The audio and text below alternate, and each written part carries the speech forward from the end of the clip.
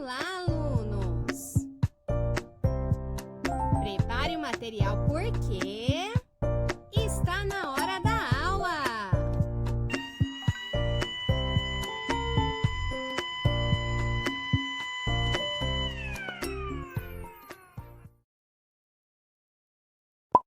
Aula de arte.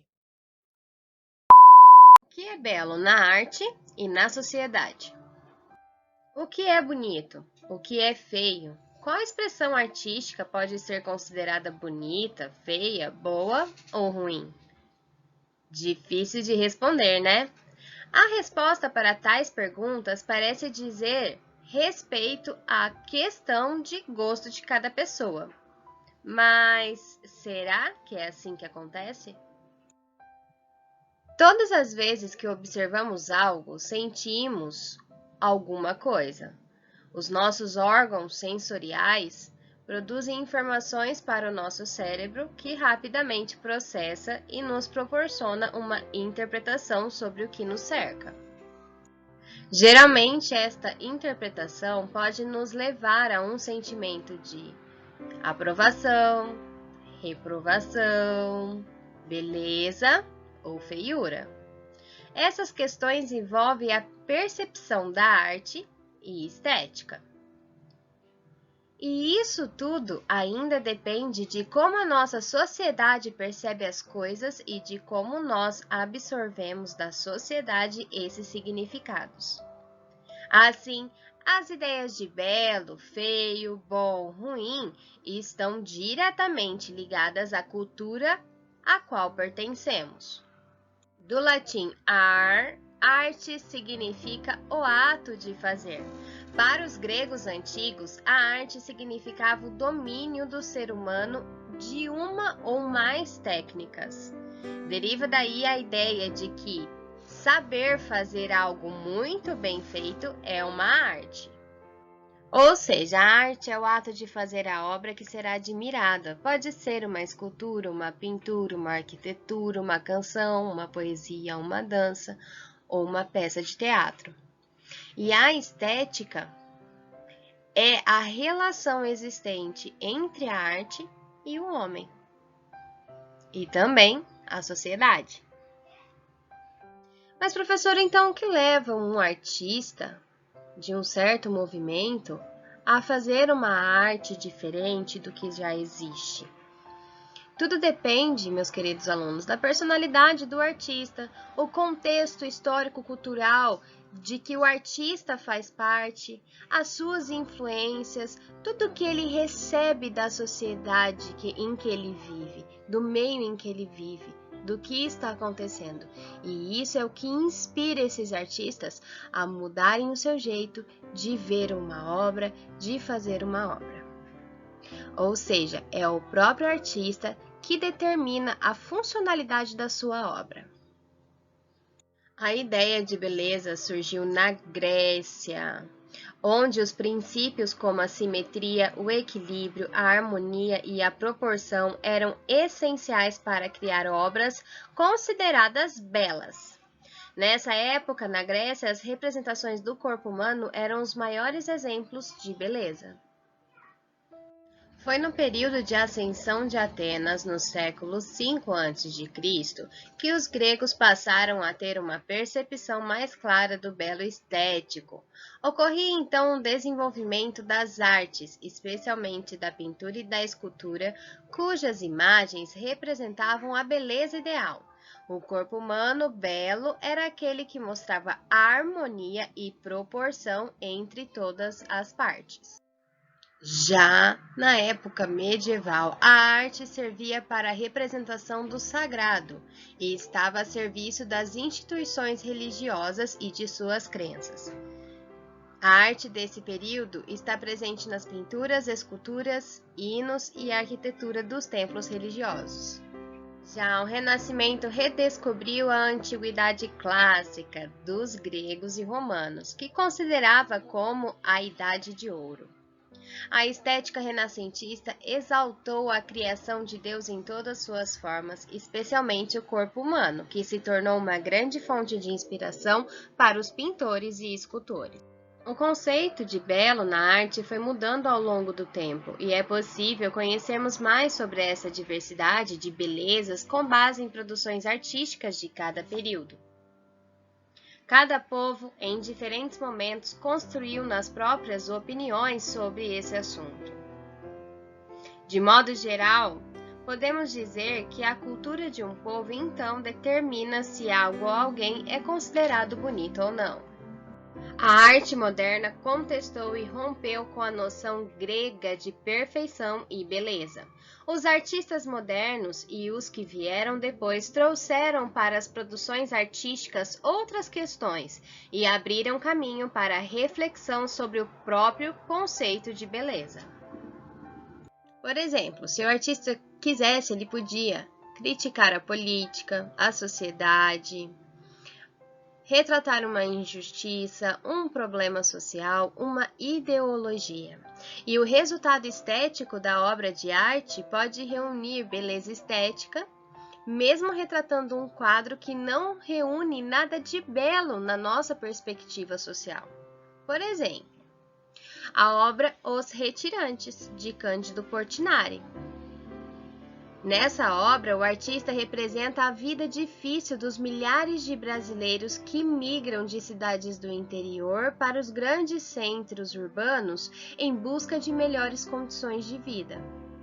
A imagem retrata a magreza, a fome, a miséria e o sofrimento das pessoas que se encontram nessa situação.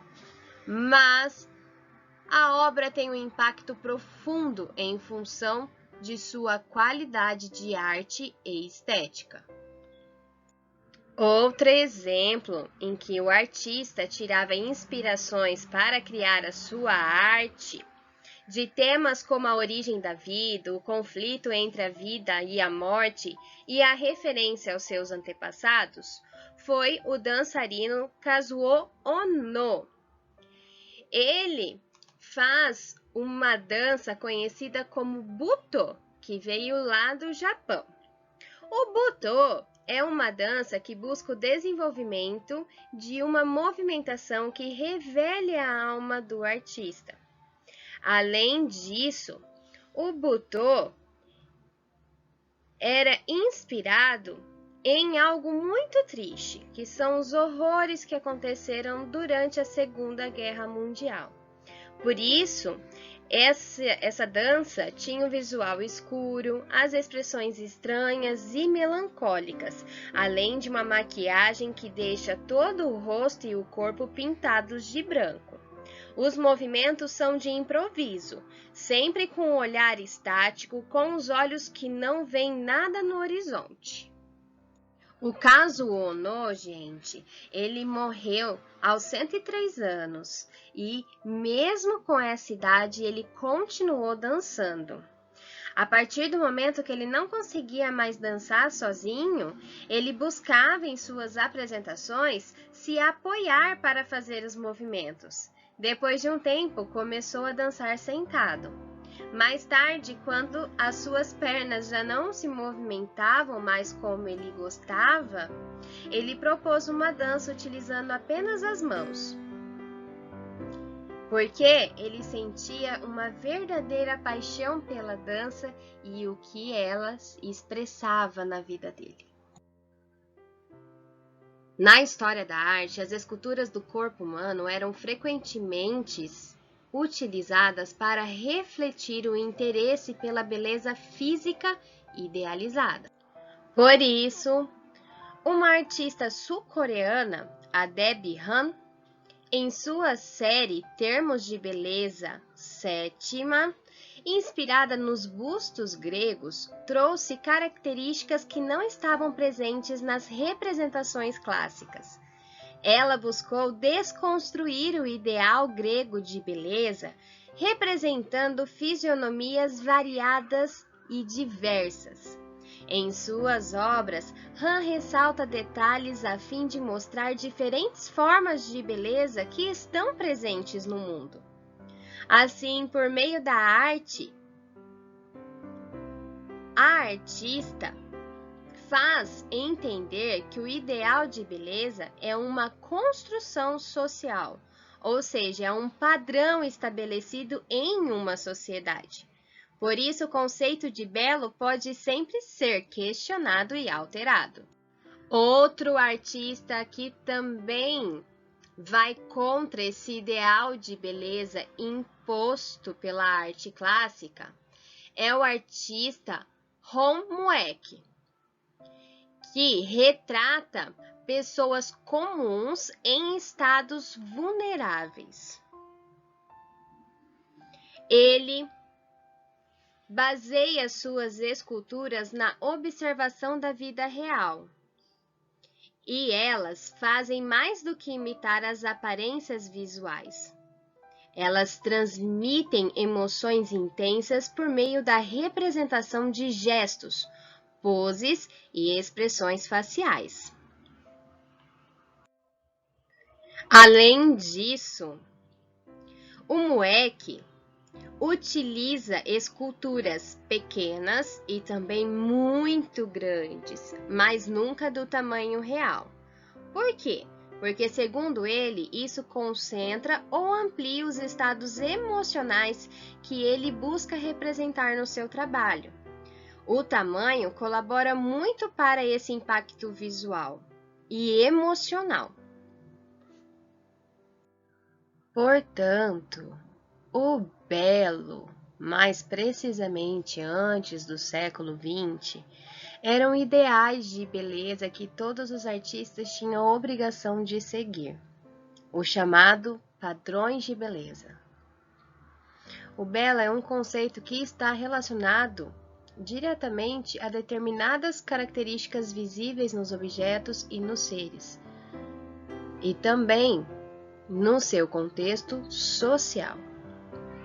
Historicamente, é o fruto maior da estética clássica grega e romana, demonstrando em suas esculturas, arquitetura e pintura o ideal da beleza. Mas se toda a arte de estilo clássico desde os gregos buscava ser bela, o século XX vai resgatar o feio como um instrumento da luta modernista contra o classicismo. Ao abandonar o belo, as vanguardas abriram todo um leque de novos sentimentos estéticos. O objeto feio pode ser expressivo, trágico, grotesco, perturbador ou incentivador.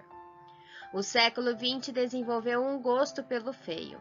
Formalmente, podemos definir o feio como o oposto visual do belo, ou seja, como que se apresenta disforme, desordenado ou desproporcional à nossa realidade social. Por isso, os artistas começaram a romper com esses padrões impostos pela sociedade e também pelo passado.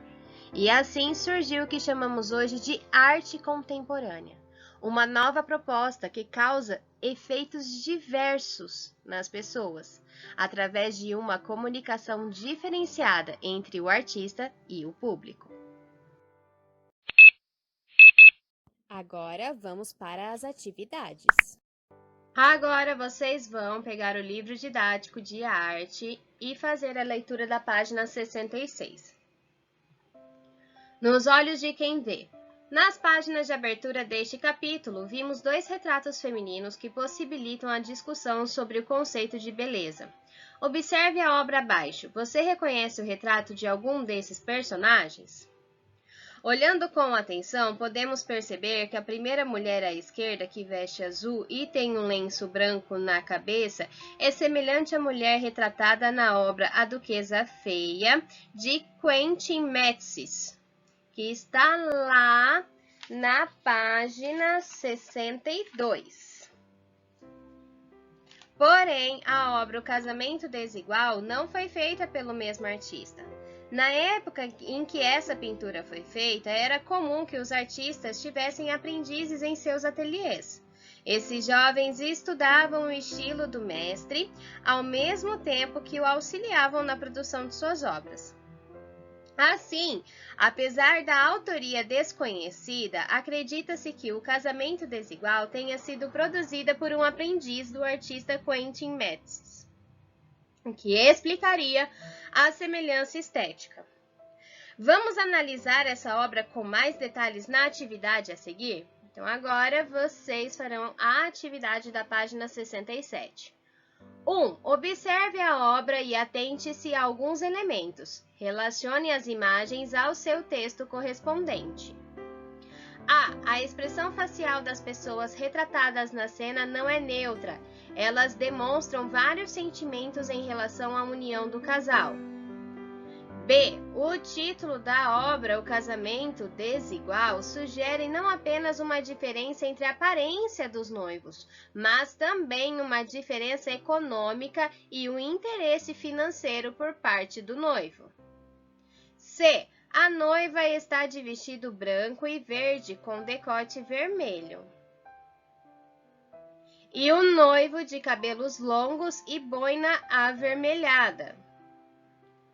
Eles são de idades diferentes e possuem características físicas que tornam difícil identificar o gênero a que pertencem. Então, agora vocês vão relacionar cada característica com a respectiva parte da obra. 2. Em sua opinião, qual é o conceito de beleza dessa obra? Agora vocês vão abrir lá na página 72 e fazer a atividade 1.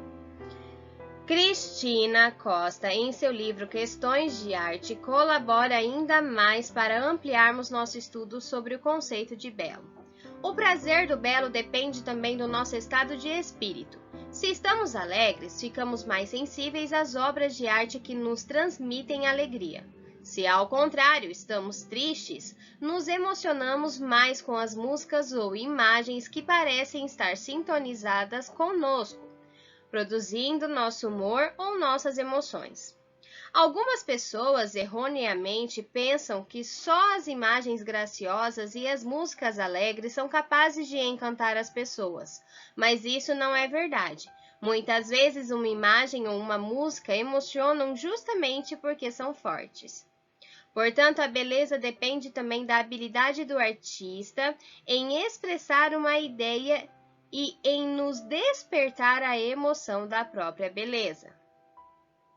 Com base no texto lido e no que vimos no capítulo, marque a alternativa falsa. Depois reescreva-a corretamente nas linhas abaixo.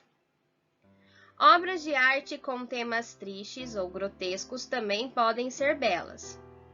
O ideal de beleza é igual em todas as culturas. O conceito de beleza de muitas pessoas ainda está relacionado ao ideal de beleza da cultura grega clássica, que tem como princípios a simetria, o equilíbrio, a harmonia e a proporção. Nosso humor também pode afetar a percepção de uma produção artística. Agora, vocês vão pegar uma folha sulfite que foi enviada pela escola e farão uma colagem sobre o que é belo. Para fazer essa colagem, vocês vão buscar em revistas, livros ou jornais imagens que vocês consideram belas e feias, e depois as organizar criando uma única composição. Agora é com vocês. Se tiver alguma dúvida, me chame no particular. E até a próxima aula. Atenção, não se esqueça de mandar a foto.